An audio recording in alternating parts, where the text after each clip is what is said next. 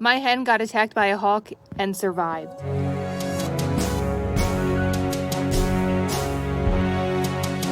So I'm just walking through the house, minding my own business, when all of a sudden I hear all this screaming.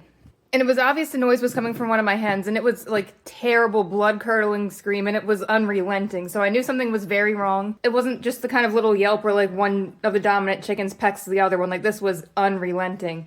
And as you can see, the windows in the bathroom are frosted over. So since I was up here when I heard it, I couldn't just go look out the window. So I took off. I started running down the stairs as fast as I could.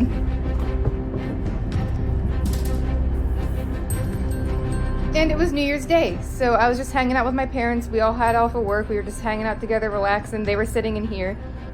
Eva was laying in her little frog bed. As I run into this room, I still heard the screaming. I glanced out this main window in the kitchen as I was running towards the door, and I could see white feathers flying everywhere. And I was like, there's a hawk in the pen, and it has Lark. It had her pinned down right there in the middle of the pen. So I had no time to spare. I come running through here, and I'm screaming, there's a hawk in the chicken pen, and it has one of my chickens. And there is no time to waste. So I couldn't find my shoes. Even if I knew where they were, I didn't have time to put them on. I just scream out, I'm going out without my shoes. And I throw open the door.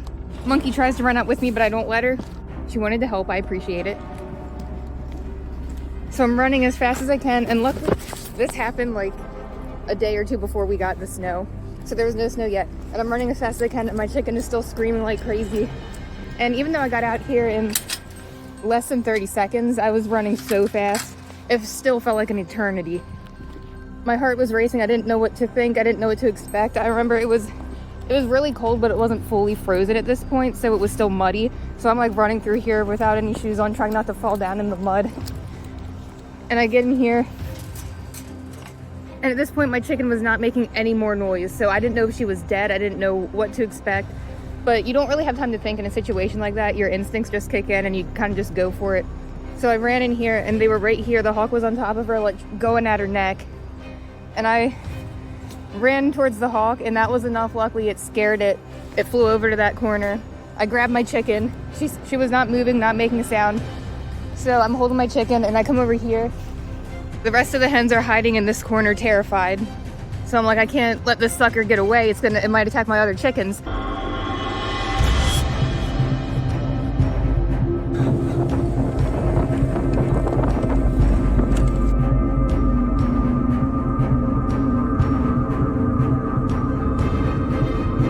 So I don't really know what to do at this point because I have it cornered, and I have deer netting put up. So the hawk should not have been able to get in, but somehow it did, but it couldn't find its way back out. So I'm kind of just like standing here, like holding my chicken under one arm, cornering the hawk with the other so it won't go after the other chickens. And at this point I hear the door to the deck open, and I see my dad coming out. So I get an idea. I start yelling for my dad to bring me a towel.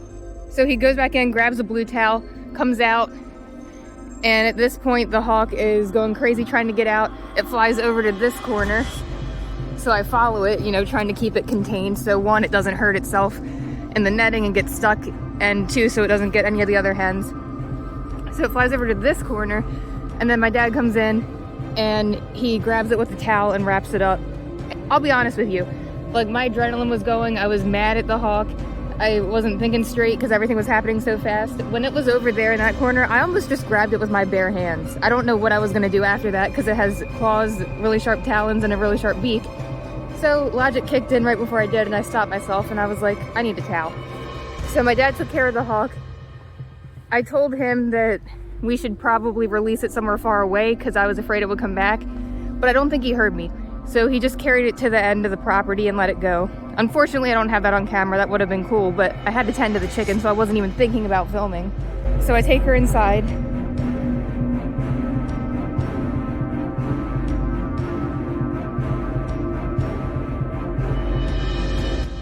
I bring Lark inside, inspect her wounds, and to my amazement, it looks like she's gonna be okay. She was just in shock. So first things first, if your bird is injured, you want to check their wounds and see if there's any debris in it, any dirt, any foreign objects that shouldn't be there. You want to gently, very, very gently clean that out. You could use some warm water and a paper towel, but make sure you wash your hands first because you don't want to get any of your germs into the open wound. so clear out any debris before you do anything. Next, use your best judgment. Is the injury bad enough that this needs medical attention? If it's something that you can't handle at home on your own easily, you need to take it to a poultry vet. And you need to make the decision, is this hen able to be fixed, or is she suffering to the point that I need to make the decision to have the vet humanely euthanize her? It's a tough decision. It's something that none of us ever want to have to make, but when we take on the commitment of owning and caring for these animals, sometimes you have to make a difficult decision and put their best interest before your emotions. If it's an injury that you're able to handle on your own, first of all, you should already have first aid stuff on hand just in case, because you never know when an accident's going to happen. I made a video all about helpful stuff to keep on hand if you're keeping chickens. I'll put the link to that in the description below, so check that out. If you don't already have stuff on hand, make a quick trip to your local feed store and you can pick it up there.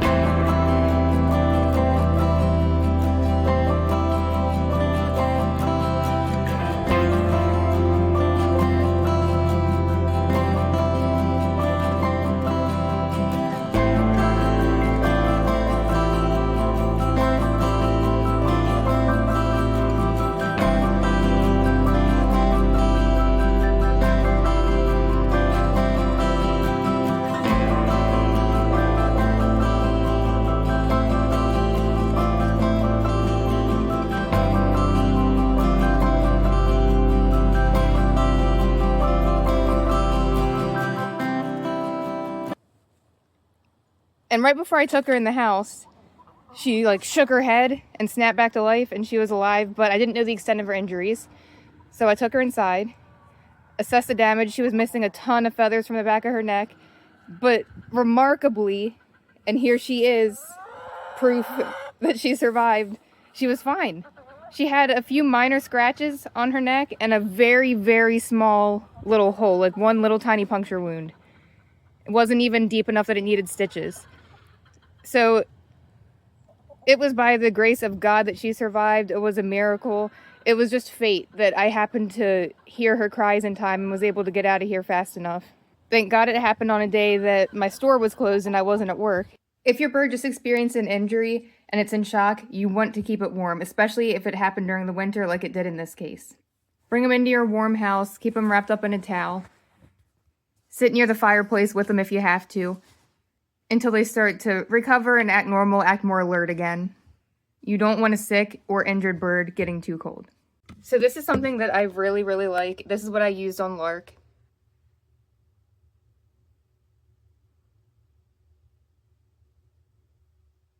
It's non-irritating. She did not act like it stung at all when I sprayed it on her wounds, and I sprayed a good bit because I wanted to make sure that we kept the infections down. I did not want her to survive a hawk attack only to succumb to an infection later, so sprayed this on her, kept the wound clean, took care of it, sprayed this in it every day until it scabbed over and healed up. Now, luckily I did not need to use this product. It's called Peck No More. So that is something that you can use if your other hens are pecking at your bird's injury and trying to eat it. As gross as it sounds, birds are attracted to blood and they might start pecking at the wound and making it worse. And if it's irritating the bird that's injured, she may peck at it too and mess with it. Now, luckily, Lark's injury was on the back of her neck, so she couldn't reach it herself and make it any worse. And since she's one of the higher ranking birds, and since her wound was pretty small, no one really messed with her. But if you are experiencing that, you could try putting the Peck No More on. It's supposed to taste really bad, so it'll discourage the pecking. But keep an eye on it, because if that's not working, you might have to separate that bird from the rest of the flock until it heals. If it's a large injury, you can also put gauze on it and vet wrap to keep it shut so that nothing can get in. Not a bad idea to keep antibiotic ointment on hand as well. I added more protein to their diet to help them recover. I'll touch more on that in just a little bit here. And then I also added Nutri-Drench to their water. It's a really, really strong vitamin supplement. You can give it to them directly in the mouth, or you can mix it in their water. And this stuff really works. It really gives them a boost of energy, and the extra vitamins can help them recover. So I've been adding that to their water. And keep an eye on your bird. Monitor it, make sure it's eating normally, make sure it's drinking normally, going to the bathroom, acting all right. Lark was a bit dazed for a day or two, but, you know, she bounced back pretty quickly.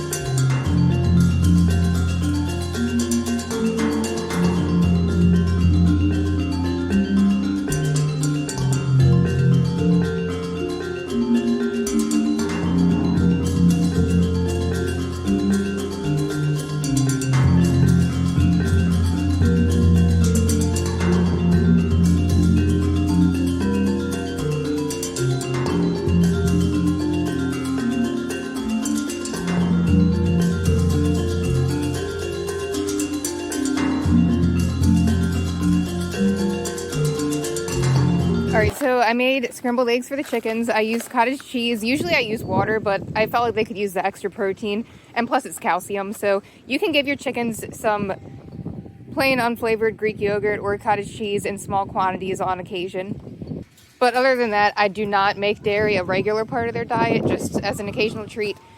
So I figured they could use the extra protein, so I made them these scrambled eggs with the cottage cheese. Because one, protein will help them recover from the shock, and the injured bird, it'll help her recover and regrow her feathers faster, because it takes a lot of protein out of them to regrow feathers.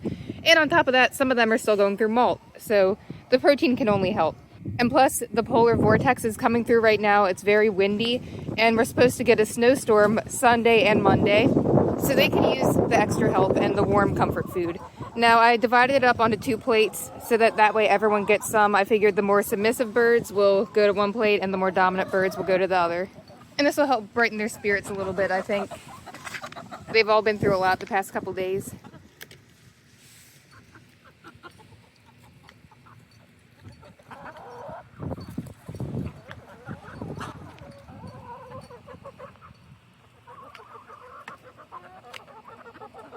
Cobbler, the little baby salmon Favreau, stole some and just ran behind the coop with it, so I'm glad she got some.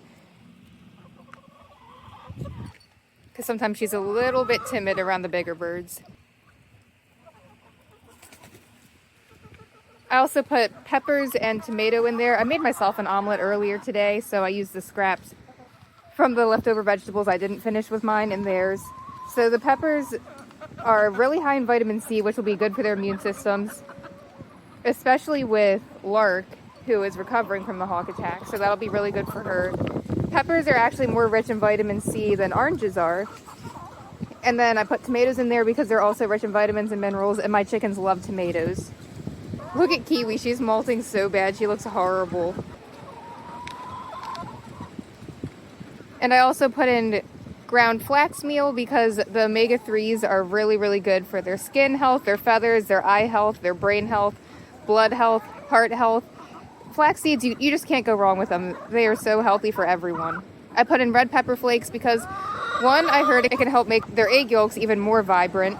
And I also heard, I don't know how true this is, but I've been told by several different breeders that the red pepper flakes, because they're spicy, the chickens can't taste the spice, so it doesn't bother them. But apparently it makes parasites not want to stay in their bodies. Like I said, I don't know how much science there is to back that claim up, but I figure it doesn't hurt. And then I added in a bunch of different herbs because herbs have so many medicinal properties. I did not add any salt or pepper or any seasonings that people typically use because they don't need that. And I apologize if the wind is really loud. Like I said, the polar vortex is coming through. It is a miserable day out.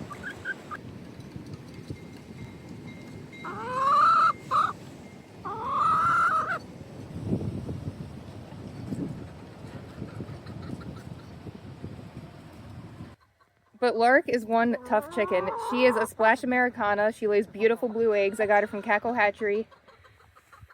And she is one of my dominant hens. So I guess it's a lucky thing that it picked her out of all of them because she really put up a fight until I was able to get to her. You can see that her feathers are already starting to grow back. See all the fluff, the down feathers coming in first.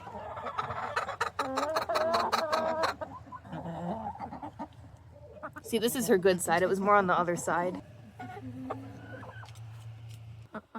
So after I fixed up her wounds, I brought her back out here and put her with the rest of the hens.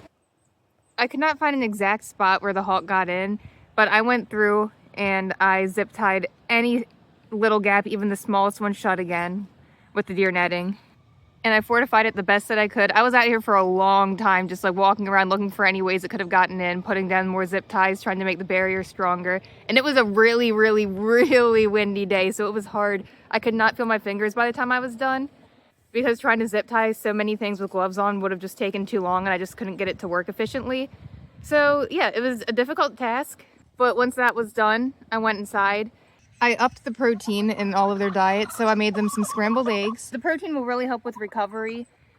It'll help with her injuries and it'll help regrow the feathers. And plus, I added some other things in there, as you just saw, which will help boost her immune system. So if your chicken goes through something traumatic like that, it's perfectly normal if they stop laying eggs for a while until they recover from it. Ever since it happened, for the first several days, they were all really on edge, hiding more than usual, but they're starting to bounce back. It's early morning here, and you can see it snowed again overnight, so I need to get some morning chores done. I need to shovel out a path for them, and I need to clean up a bit around their coop. If you want some winter care tips for your flock, I actually just recently made another video about that, so I'll put a link to that in the description below. So I just want to put in a quick disclaimer. I'm not a vet. Like I said earlier, if your chicken has serious injuries, you need to go get actual medical attention for it. I'm just going to share with you the tips and methods that worked for my hen and her minor injuries. And I'm also going to be putting out a video on predator prevention tips. So think of this as like a part 2 for this video. In this one we went over wound care, and then in the next one I will teach you some prevention tips. Right, Lark? So make sure you subscribe and stay tuned so you don't miss that. You can never be too careful. There are so many predators out there that want to make a meal out of your hens and your chicks. So now I'm going to put down the camera and get on with the chores. Thanks for watching, and be on the lookout for predators. Because they're climbing in your runs, they're snatching your chickens up, so y'all need to hide your hens, hide your chicks, and hide your peacock. Stay tuned for some predator prevention tips. Looks a bit odd, but fear not, this has a purpose against predators.